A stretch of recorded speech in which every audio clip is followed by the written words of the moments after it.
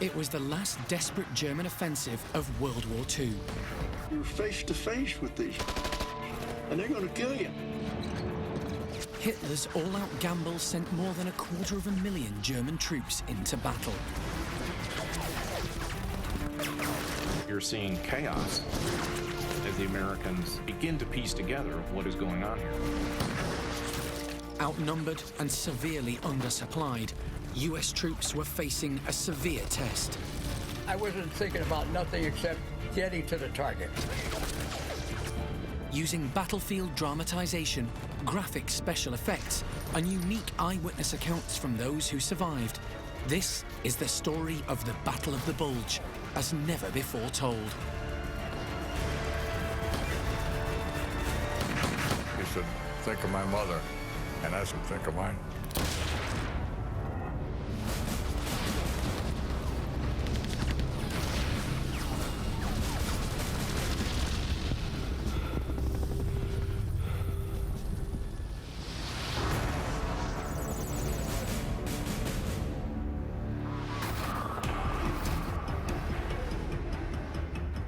Europe, 1944.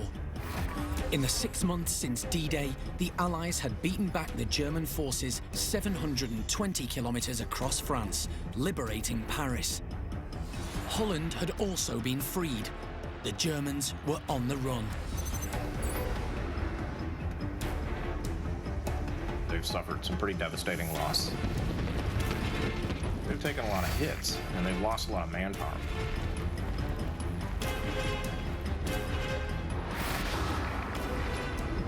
The Allies seized the Ardennes forest, 10,000 square kilometers of dense woodland right on the German border. Victory was within sight. The 15th of December 1944. Stationed deep in the Ardennes forest was the 168th Engineer Combat Battalion and Private First Class Les Bornstein.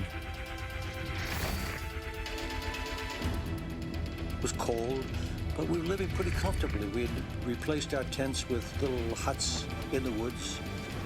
It was very quiet. It was a ghost front. A big part of what the Americans are doing in the Ardennes is resting. This is a quiet sector. You'll refit here. Things will be okay. You'll lick your wounds. You'll get new people, and then we'll decide what to do with you.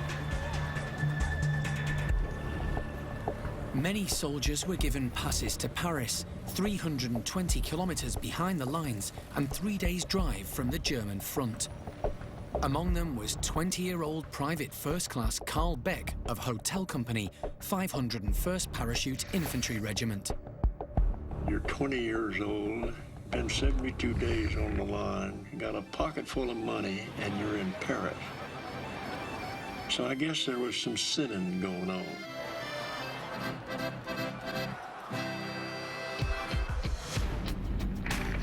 On the 16th of December at 6 a.m., Allied outposts reported signs of German troop movements. With so many soldiers away from the action, it was left to men with non-combat specialities to investigate this activity. Men like engineer Les Bornstein.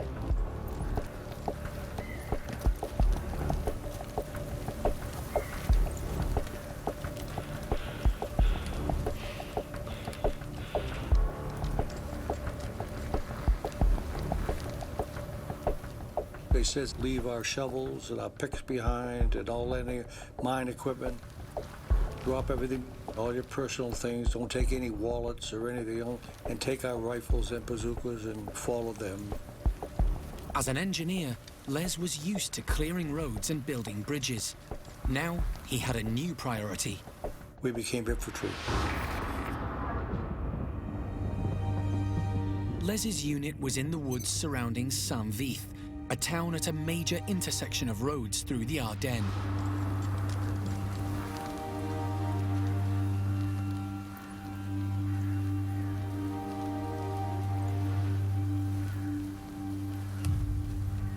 I saw Jimmy Hill, my buddy. He was a sergeant, he was a very good soldier, and he was in a hole.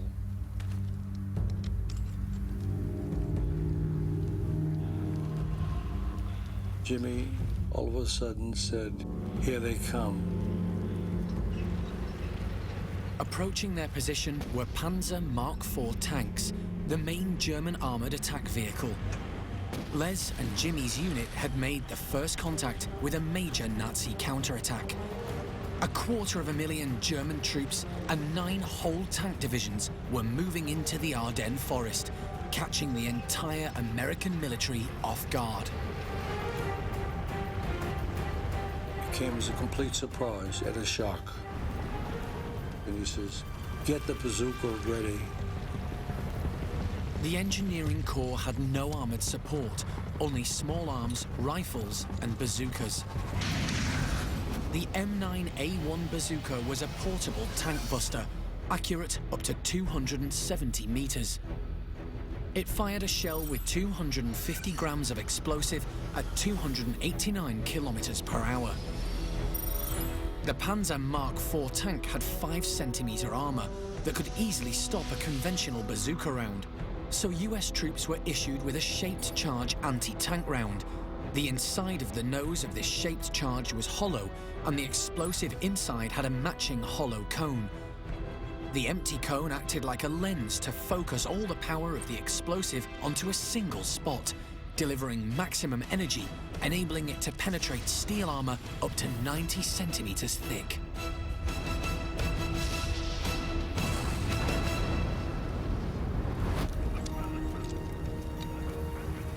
He said, "Get ready, here they come."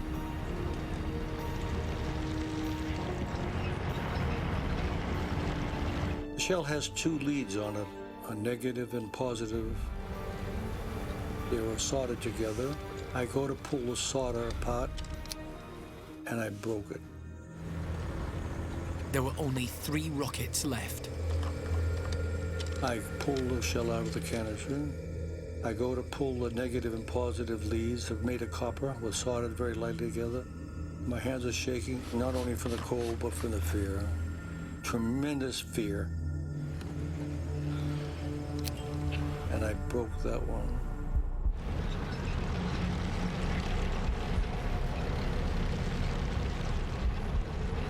Thought that's the end of us. If you ever have a nightmare where you run and you keep falling, you can't go any further, that's the same thing. He cursed me loudly, and he said to me, "Get the 3rd wounded." I said, "I got it." Jimmy, very, very calmly, get up on the parapet of this deep hole, and he waited. Now the tank was within feet, not yards, feet.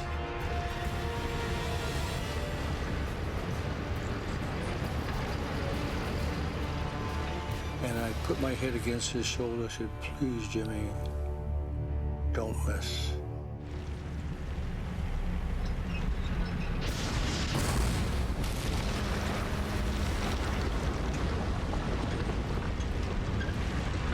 I can't say enough about this Jimmy Hill. He's an unbelievable soldier. The lead tank was disabled. German panzer support infantry moved forward, searching for where the shot came from. My mother spoke Yiddish, and I could understand what they were saying. They say, "From where did that shot come from?" They couldn't find us. The tree boughs had camouflaged the hole. The German tank's initial shot brought down tree branches, helping cover Les and Jimmy's position. The Germans couldn't find them. And I could all of a sudden hear the word, "Komm zurück," which means "come back." Someone yelled, one of the superiors. Saved my life. Jimmy and Les managed to halt a major German advance in their sector. Elsewhere, the Americans weren't as successful.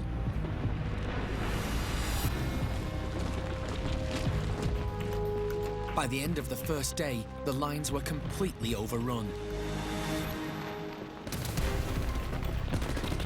Aggressive German attacks by heavily armored divisions surged through the northern front.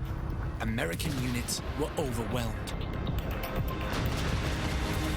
you're seeing chaos. So it's crisis management as the Americans begin to piece together what is going on here. American troops were under attack from 24 divisions of German soldiers. They're an extremely potent enemy. They have good combat soldiers with high morale, and they've got a lot of firepower. All leave was cancelled. Thousands of troops from all over Western Europe were rounded up and loaded onto trucks.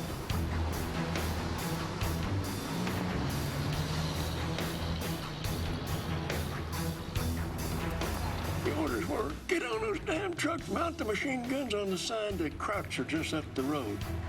We rode for about 2 days on those damn trucks. Of course, I needed a chance to rest, get rid of that hangover. Private First Class Walter Hughes was with Item Company, 504th Parachute Infantry Regiment. I had a pass in my hand for Paris, and we got word that the Germans had broke through in some place called the Ardennes. They came and woke everybody up about 3 o'clock in the morning, and we were alerted to move out.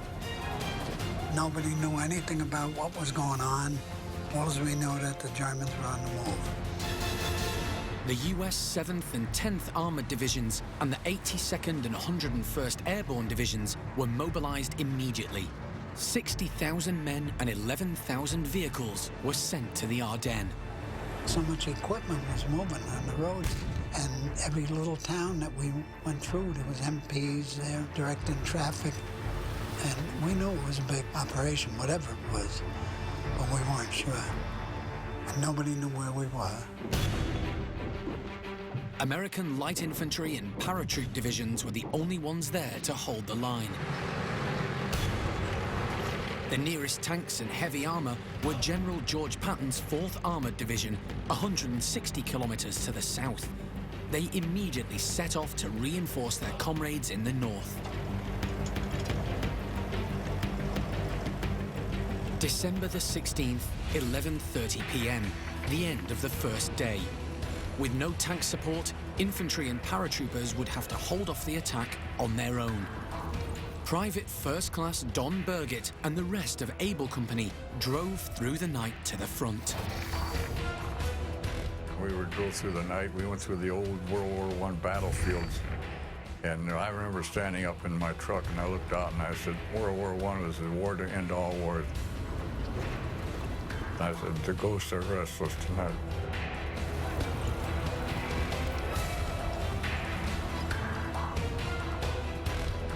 Over 500,000 Allied troops were to be mobilised. Their orders, hold the Ardennes at all costs. None of them knew that they were about to fight in the biggest and bloodiest American battle of World War II.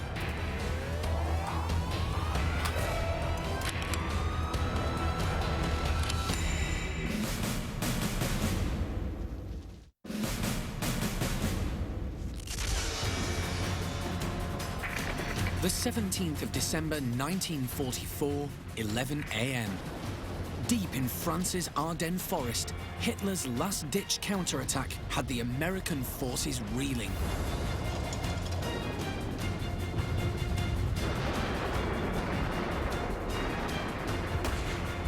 In 24 hours, 250,000 German troops had begun to push the US lines back along a 136-kilometre battlefront.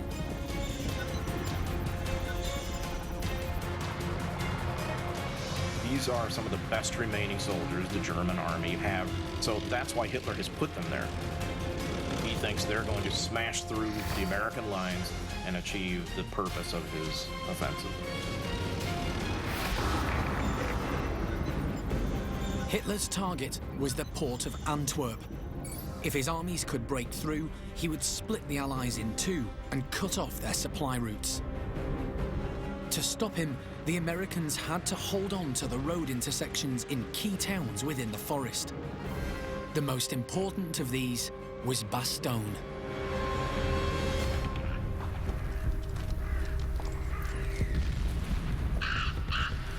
On December the 18th at 4 p.m, the US 101st Airborne troops crept into the area. Their orders were to secure the roads and woods around the town.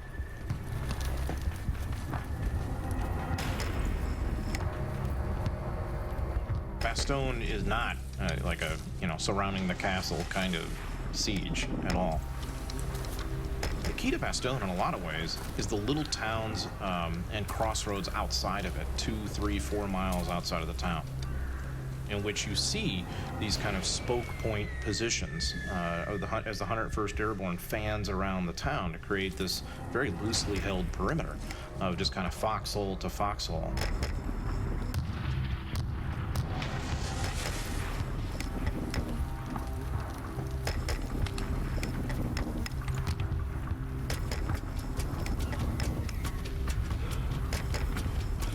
Private First Class Don Burgett was attached to Able Company, 506th Parachute Infantry Regiment.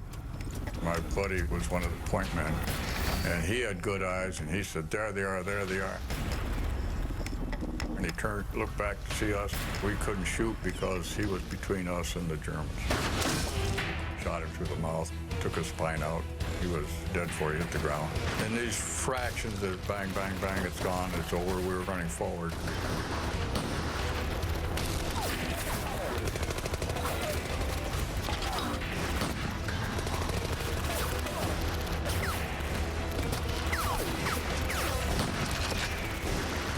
Finally, we got to the other side. My buddy, who was manning the machine gun at that time, was about 12 feet from him. I saw blood come out of the back of his helmet for 2 feet, and it was steaming. And I'd never seen blood like that before. And he fell over the gun. You just got to keep going. That's the only way you're going to win. I wanted that gun. I was a qualified machine gunner. Every time a man would get hit, I would take over. Another trooper came running in. He said, I'll take it. And I said, it's my gun. Well, you can't stand in the battlefield and argue. Just then, I saw 2 German helmets. So I took that one, and I put a good shot in. And this one, I saw the helmets go. And I felt better.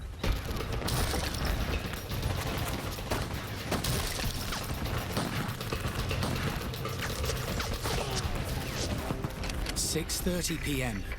A few kilometers away, Hotel Company, including Private First Class Carl Beck, was also under full-scale attack. Oh gosh, I must have fired a couple of boxes of ammunition. Treasures that look like streetcars coming by, you know. You're face to face with these, and they're going to kill you. Or you're going to kill them.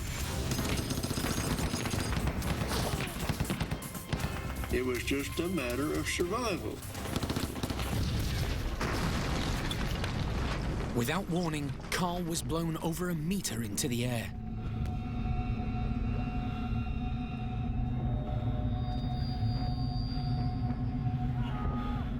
It was either a grenade or that little 50-millimeter mortar they had. It was trigger fired. Pieces of shrapnel and crap get in your head, you know, and you can't see zilch, you know, and my assistant gunners there saying, you're bleeding like a stuck hog. The explosion from a German Model 24 stick grenade could blast shrapnel over 200 meters. Many deaths were caused by the pressure sphere, as it expanded outward from the blast faster than the speed of sound. When this front of very high pressure hit the victim, the blood vessels in their lungs burst and they would drown. But as the blast wave expanded, its power dropped off rapidly, meaning it was survivable for men over 1.5 meters away.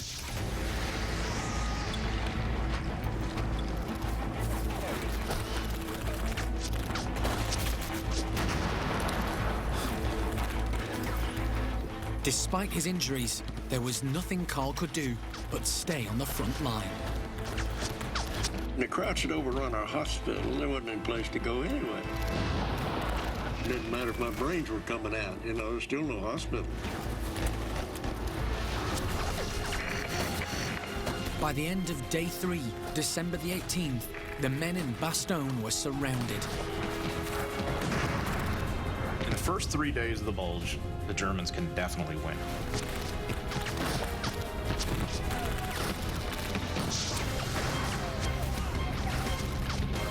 Amidst the chaos and the loss of 10,000 American soldiers, the men held on with a grim determination. Our attitude was, you poor devils have got us surrounded. You're the guys in trouble. You better surrender to us.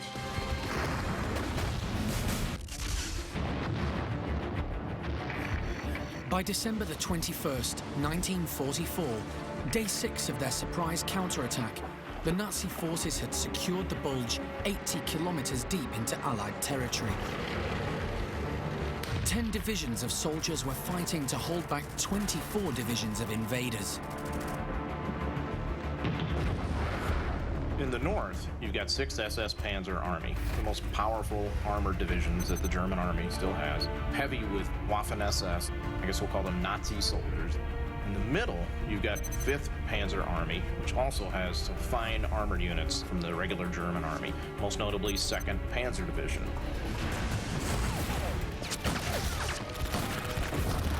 By throwing every able-bodied soldier into the area, the Americans managed to slow down the German invasion.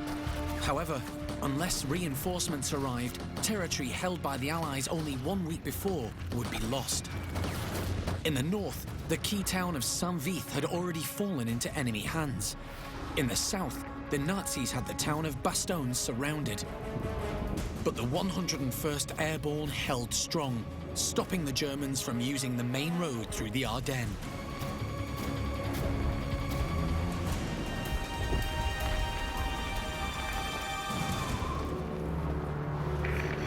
December the 21st, 6 a.m. In sub-zero temperatures, the men of the 131st Airborne dug in the woods around the town. Cold was probably our worst enemy. Rifles were useless in the heavy fog. Men on patrols through the woods could only see inches in front of them.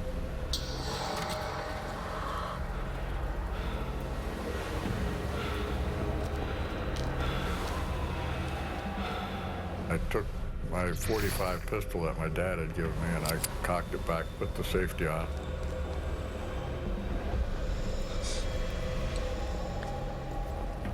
And just then a German came around. I had him just like that, right up against his cheek. He said, "No, think of my mother." And I said, "Think of mine." You get that way, you have to. And if we hadn't been that way, we'd have lost the war. You're living like an animal because you're living in a hole and you develop the sense. I could smell the Germans. I could smell them. The heavy fog had settled in across the Ardennes. Allied planes could not fly.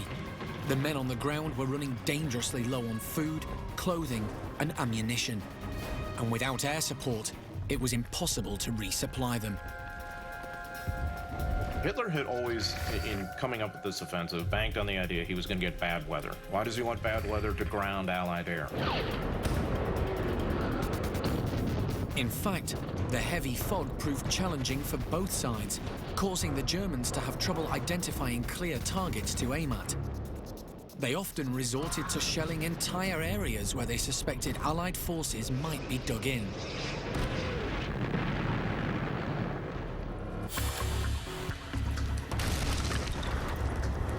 People say in movies and stuff, incoming. That's nonsense. You just know, like an animal, when something disturbs the air.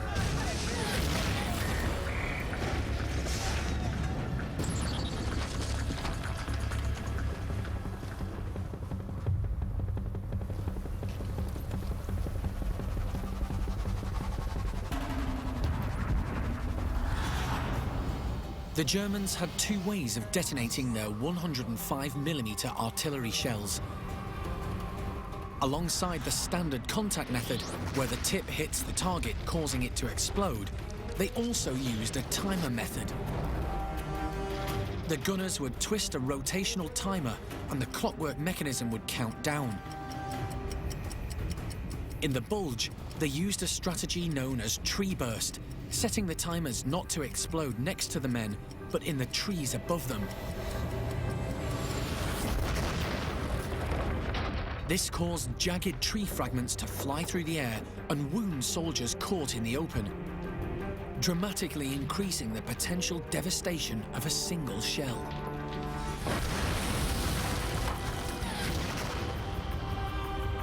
The Allies on the ground didn't know this, but even after 4 years of war, the Germans actually had more of this ordnance and the weapons with which to fire it than ever before.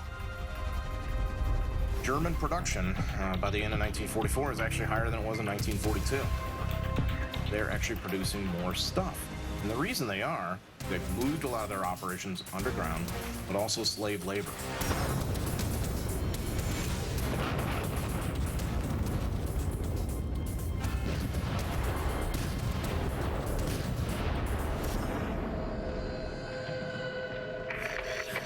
December the 22nd, 6 a.m.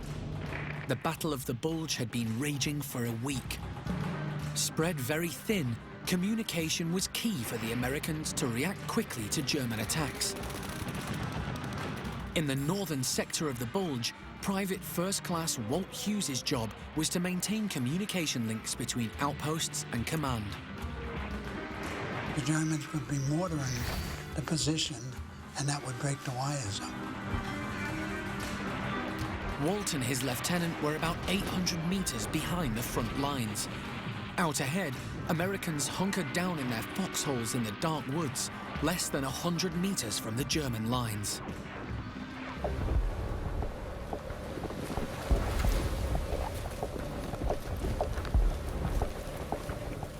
Lieutenant Blankenship hadn't heard from the men all night. He heard firing going on, both from the Germans and the men.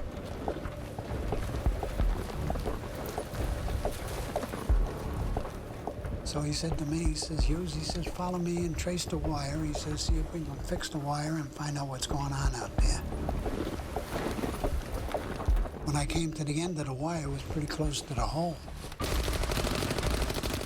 The Germans opened up on us with a heavy machine gun. Blankenship went in the hole with the guys, and I fell in behind them.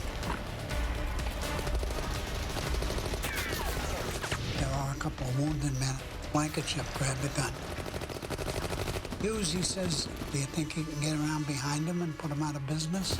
I said, isn't that a job for a sergeant? He says, you're right, Sergeant Hughes. Now go get...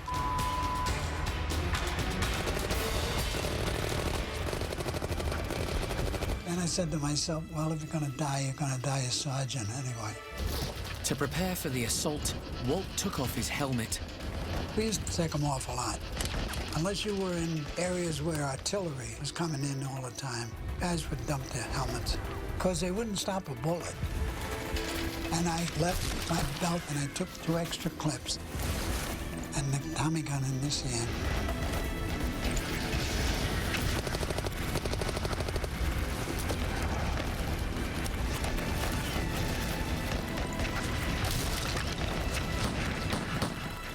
I started along the ditch, which was parallel to where the Germans were. And once I got past where their hole was, I looked around for other Germans because usually you'll see other Germans protecting that machine gun nest. I didn't see nobody. So I come out of the ditch and I started crawling behind where they were shooting. They had started shooting at Blankenship again. And Blankenship knew I was up there someplace, so he was firing, but he was firing off to the left, so it wouldn't accidentally get me. They were shooting their own gun. Blankenship was shooting his. They didn't even hear me coming.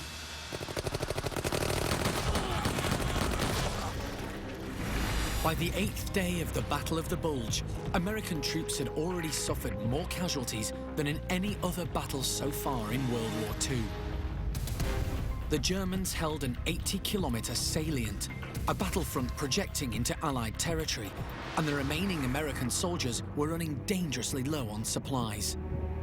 Then, 2 days before Christmas, came the break they needed. The fog lifted across the Ardennes forest.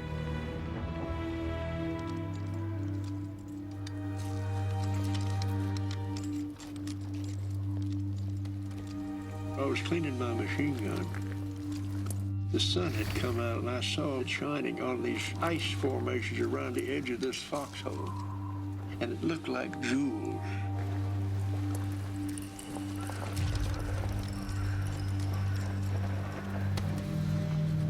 You could see these shafts like you're in a cathedral. And the troopers were standing there putting their hands in the sunlight, like that. And some of them were dancing little jigs. Now we're going to get them, now we're going to get them. And right away we heard bombers.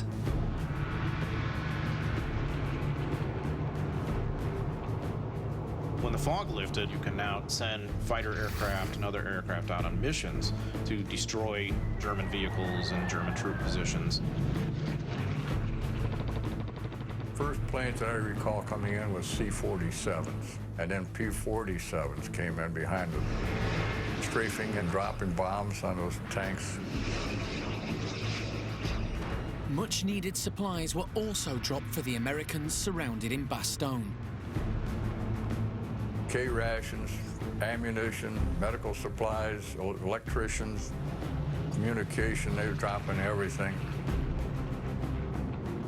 Though grateful for the air support, the Americans still desperately awaited the arrival of the heavy armor and weapons that would push the Germans back. December the 26th, 1944, 11 a.m. General George Patton's 4th Armored Division, which had been driving north since the battle started, broke through the German lines, finally reaching Bastogne.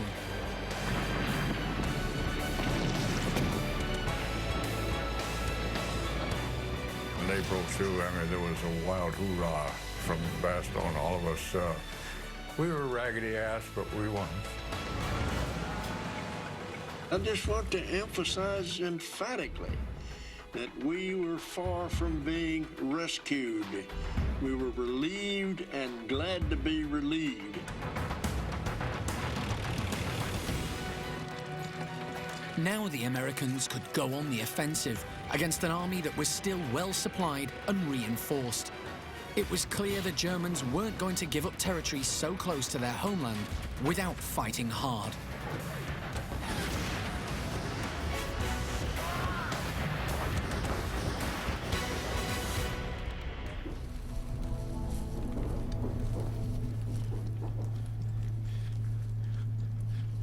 About the 1st of January of '45, we moved up north to close off the salient.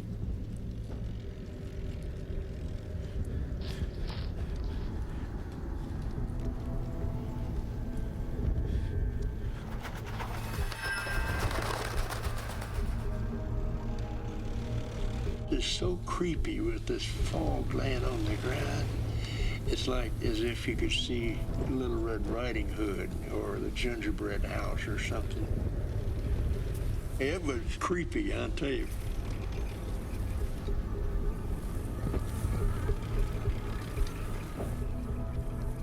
Of all the things that stuck fear into my heart was to listen to the squeak, squeak, squeak, squeak of bogey wheels of tanks maneuvering around it, because you don't know where those guys are going to go.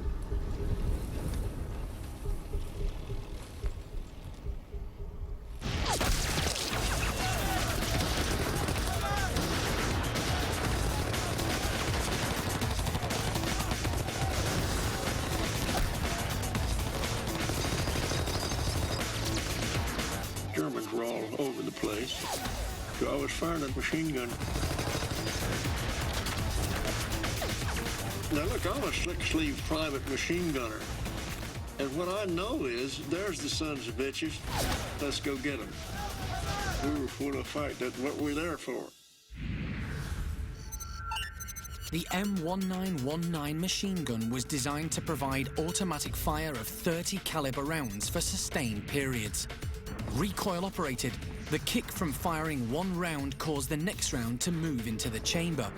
For the first time, the US soldiers had a lightweight weapon capable of delivering 500 rounds per minute, light enough in an emergency to fire while on the move.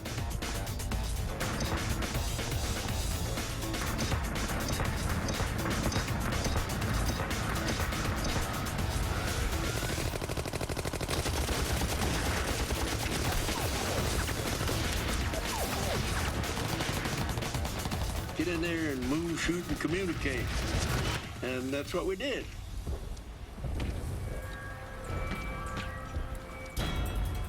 That's what I was supposed to do, was waste crotch. And we did it the best we could.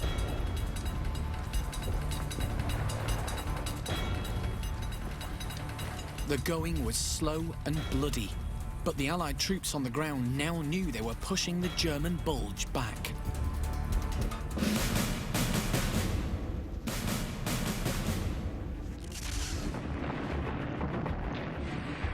At the start of 1945, Hitler was desperately trying to turn the war back in his favor. 24 divisions of Germans, including some of their best mechanized units, fought to push an 80-kilometer salient into Allied-held Europe. But the Americans held the line and were now fighting back. Some Allied commanders even believed they could use the situation to destroy the German army and speed up victory.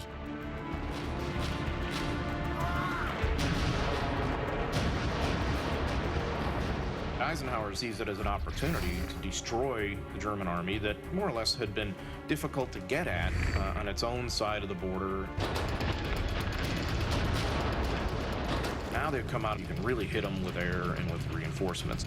The strategy was simple. The counterattack works by basically joining two strong hands together to just push the Germans back. So it's a matter of just regaining the ground you've lost. So the bulk of the Battle of the Bulge is attacks to regain that ground, usually pretty costly attacks, and usually under pretty fearsome winter conditions. The Allies were at Germany's door. The Nazis would fight and die for every yard. A key location on the northern shoulder of the Bulge was the town of Bohoek. That's where I took over the company. First Lieutenant James Morgia was with Easy Company, 84th Infantry Division. The big problem was this. The Germans, after being pushed out of Bohoek, they commanded the high ground around it. There were ridges around Bohoek that made Bohoek a target.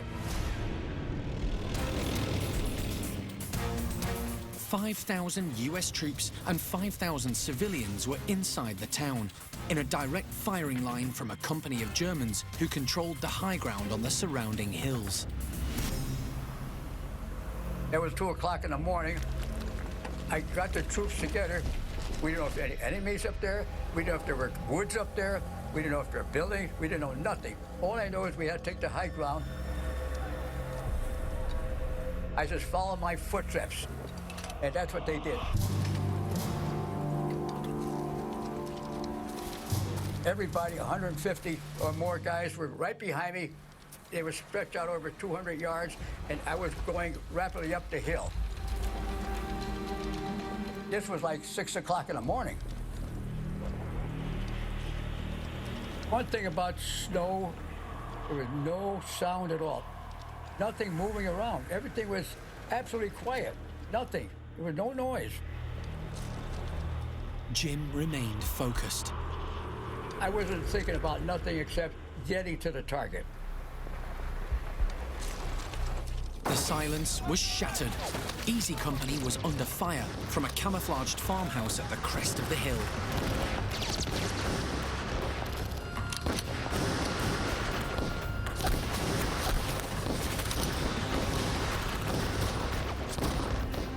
I yelled at the troops who were right behind me. All right, let's get up, going. Let's run.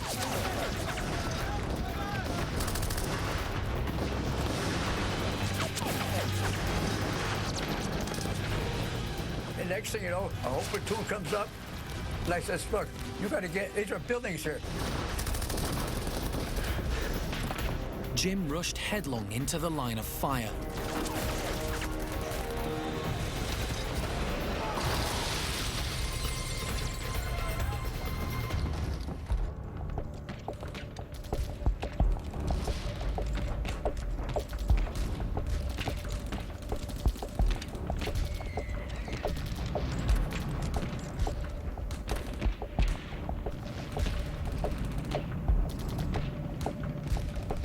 he heard the sound of heavy gunfire from behind the cabin. I looked out the window and there was shooting and people fighting all over the place. Germans were shooting their tanks at the buildings. I said, we got to get some artillery here. The only thing that's going to knock out the tanks is not us. I said, it's the artillery.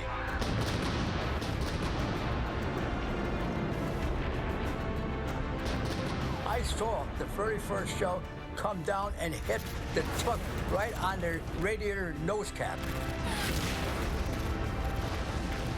All these 200, 300 Germans were routed.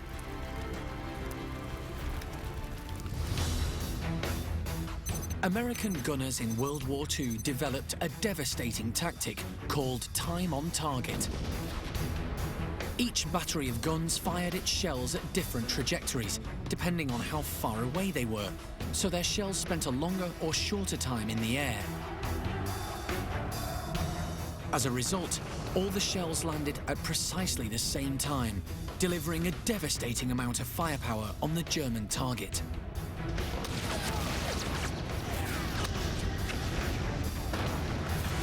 With the aid of nearby artillery units, Lieutenant Morger and his men took out the whole German force.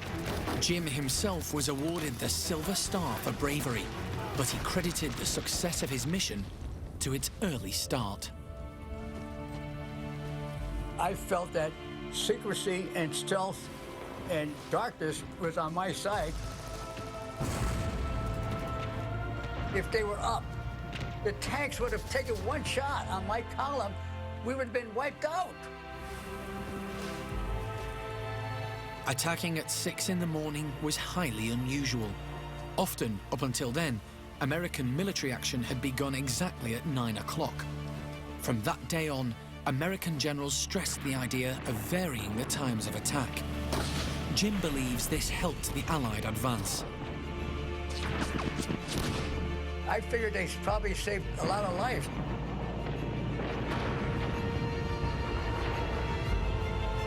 Hitler's last gamble had failed, but the Allies had made immense sacrifices to stop him.